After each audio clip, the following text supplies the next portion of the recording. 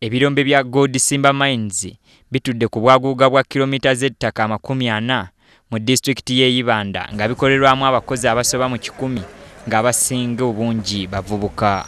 Kiguddwawo Minisita omubeezi ow'ebyenguudo John Byabagambye ategeezezza nga gavumenti bwe yeewola obukadde bwa $6 okusobola okuyiikula ebyobugagga eby'omu ttaka.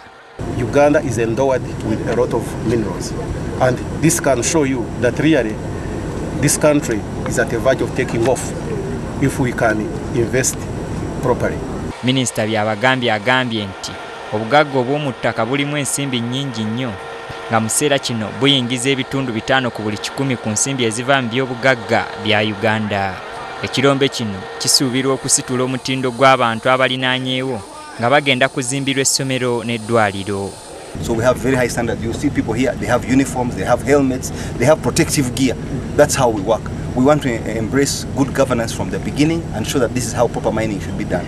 Kino ekirombe kya zaabu kyakuna okuggulwawo mu Uganda ng'ebisatu ebyasooka byonna biri mu Kalamojja.